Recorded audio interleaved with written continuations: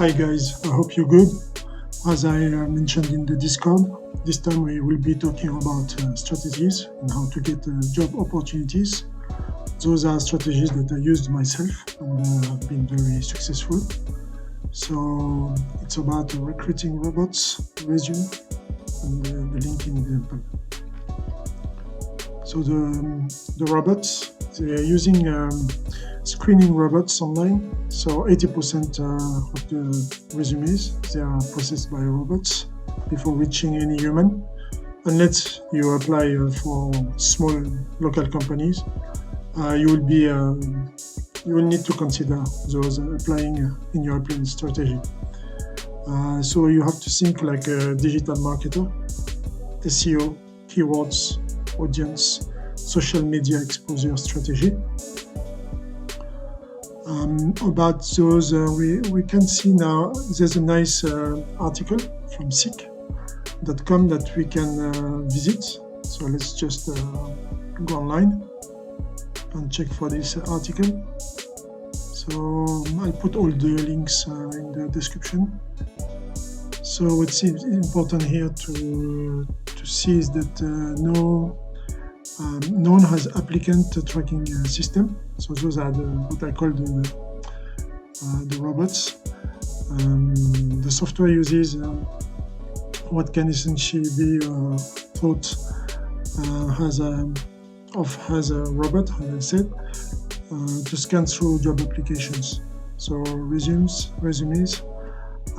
uploaded to an ATS are only viewed by a human if the system matches the resume to the job ad.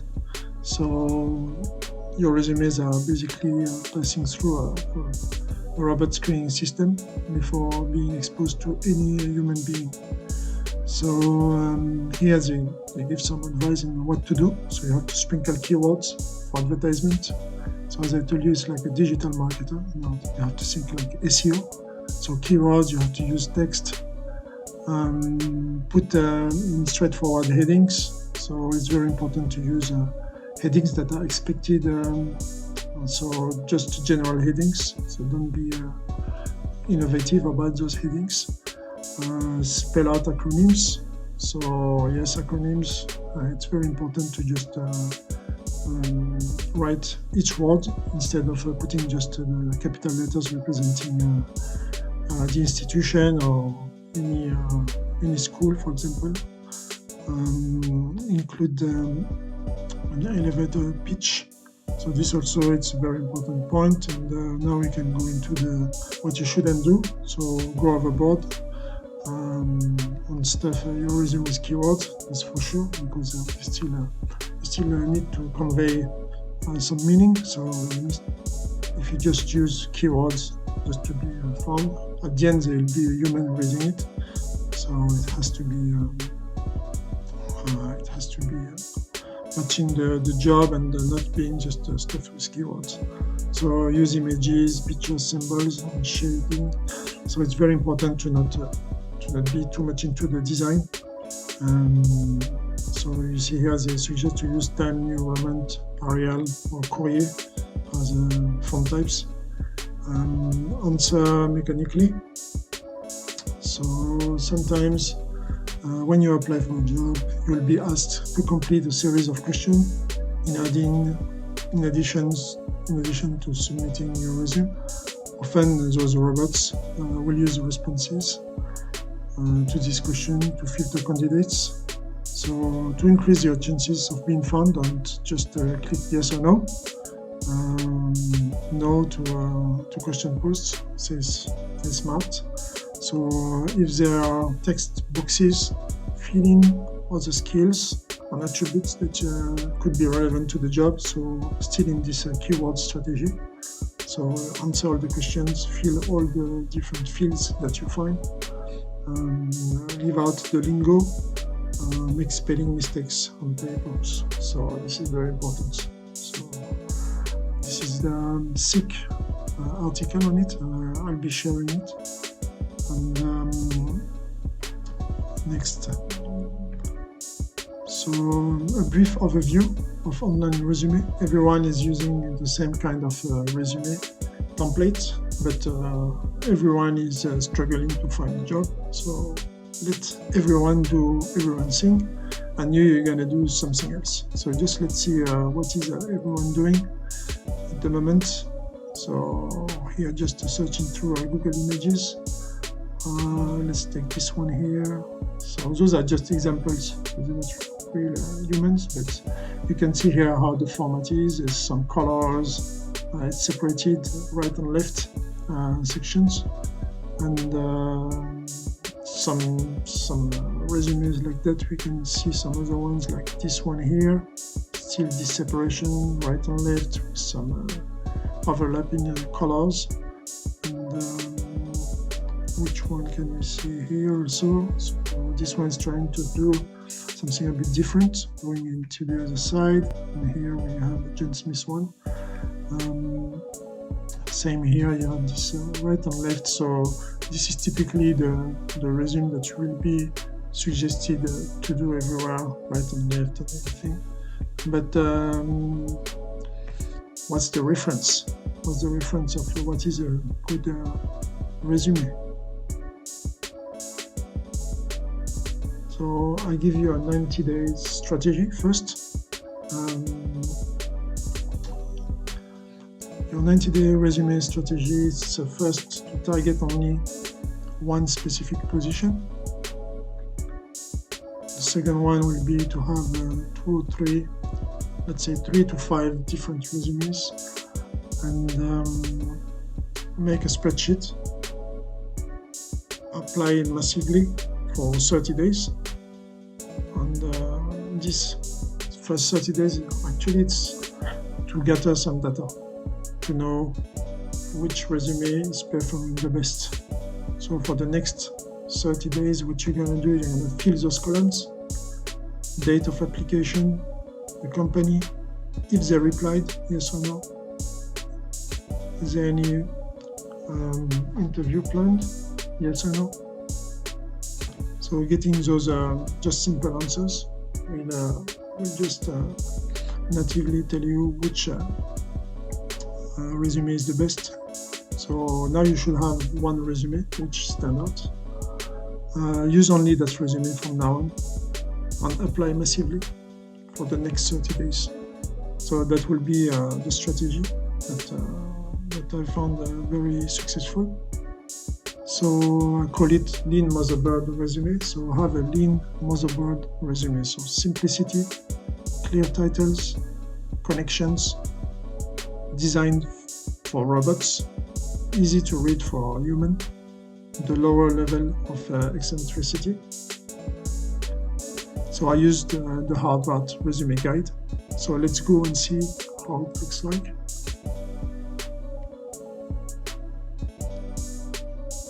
So I'll put also the link in the description about this guide.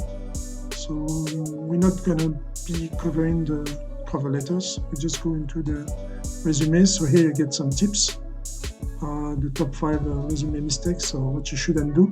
So don't, all the don'ts.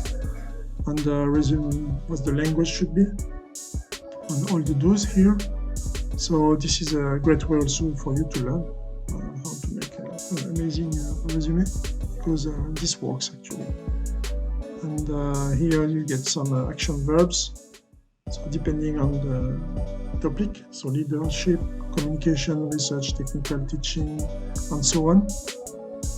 And this is the cover letter. That's the first resume example, just a sample of the resume. You see there's no colors, there's no right and left. You have those titles, technical skills, profession. You have bullet points, that's what you can see here. Maybe it's very convenient for robots. That's typically how my resume looks like. My best performing resume, that's how it looks like. And it's pretty amazing to see how many people are trying to interact with me when they see that kind of resume. If they see it, that means it has passed through the screening process of those robots. So here you can see certification. We can go into this one here. You see, human readable, but at the same time, You have those clear sections which can be recognized by the robots, and it's well organized. So you have all the dates here on the right side, and on the left, job description of the company, and some more details here where you can actually put your keywords, where you describe what you were doing on the job, the tasks. And here, another one here. We can see there's some common points to all those resumes. You get those bullet points. You get description where you can put your keywords, and you get nice titles for each sections. Okay, so there's some more, but we've seen the details of those. So work also with online screening resumes. I mean, the screening robots. What did I work here? Work also with online screening resume. I'll change that after. So what I wanted to say is we can work with the platforms, the online platforms, which are using those robots. I'm talking about Monster.com, Indeed.com, for example, and LinkedIn.com. So those platforms generated resumes. You can also use them. So you can go into those platforms, fill all the fields required to create your resume on those platforms. And after you download the PDF version of that resume, and that resume also will be actually good for those screening robots because it's following those guidelines which are required by recruiters. So those resumes are already designed to be recognizable by resume screening robots. So you need to work on the SEO. So not work, you need to work on the SEO side to optimize your resume discoverability. Keep in mind, think like a digital marketer. So it's really important. So you see here, for example, I did a typo with Word instead of work. Don't do that in your resume. So this was part of the don't of the Harvard guideline. So I'm gonna give you some tips just for LinkedIn, for example. So we're gonna stay on LinkedIn, and I'm gonna give you some tips for this platform. LinkedIn keywords optimization. So here, the keywords in your profile, in your description, your profile description, you have to put them in. Here is an example of a web designer. It's good. This is Manaula has some nice keywords because it's all about web design. But how could she improve it? So it could be improved by adding some more tools that are required in the industry and which you found appearing repeatedly everywhere. For sure, you have to do some hands-on and be exposed to those tools. So no cheating. You don't put any tools that you don't know how to use it. So example here for this web designer could have added Figma, Photoshop, Trello, Git, InVision, and so on. You can also add some broader hashtags. So for example here, adding at the end hashtag web design, hashtag frontend. Next tip is about the discoverability. Job preferences. So in the job title, in this section of LinkedIn, I suggest you also to put those keywords. So web design, for example, here, user experience designer, and so on. You just put them all here because this section is also very, the recruiters are finding you through what you feel here in this section. So you see there's job locations, for example, if you want to work remote or not, start date and so on. So you just fill this, the job title, that's where you're going to put your keywords. So the LinkedIn discoverability, last tip, we have seen the open to work section. So just before, so that's this one here. but there is also another section called providing services. So here saying there's a typo that I suggest you to fill as well with your targeting position keywords. So there's another section. This is in your profile. So just under your picture and your description, you'll get those two sections. Open to work, that's the one we've seen before, and providing services, and you do the same. You put those keywords in. So you'll be exposed also to recruiters through that. So applying those tips will improve your professional exposure, for sure, before. And after, in the future, you'll see an increase. You'll see an increase in interaction with recruiters. Ultimate tip for the people who stayed to the end. So do not put open to work green layer on your profile picture. So there's a feature on LinkedIn where you have your profile picture, but you can activate a layer on top of it which says that you are open to work. So I suggest you to not put it. You have to also have a strategy about how you're going to negotiate after. Your salary, how you're going to negotiate your position, and so on. So you better be active than looking like you've been in the market looking for a job for years. So that's why I suggest you to not put that. It's a good feature, but I wouldn't suggest you to put it. Create a YouTube channel and share videos of your work. So those videos of your work that you made in your YouTube channel, you share it on LinkedIn, so in your posts. So coming into your profile, the recruiter will be also after, it's going to be reading your past experiences. So in those past experiences also you can put your keywords, but it's going to also see how you interact with others. So which kind of posts you like and which kind of post you produce yourself. So stay professional and show your skills. Also, there's another tip, that's the last one, which is a bit special. This is I experienced it, so I know it works. So you just time to time, you turn off and on the section open to work and providing services. So you turn it on and off to be picked up by the algorithm and put again in the front line. So you will see that every week you get statistics in how many recruiters went to see your profile, their companies, and which keywords they used to find you.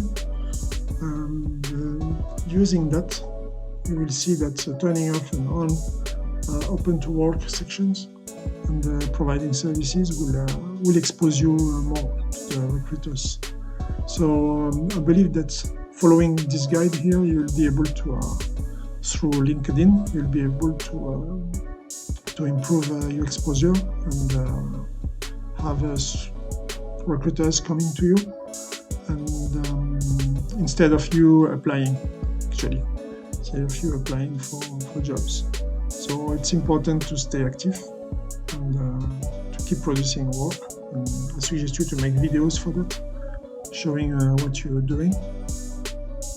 If you're already on job, for sure you can't expose your clients by showing what you're doing with your clients, but you can still show your skills by doing some labs and showing to people and giving tips on how to do different things in your activity. Alright, so I hope that you liked it.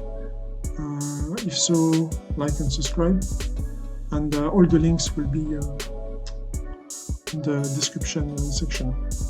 Thank you. See you next time.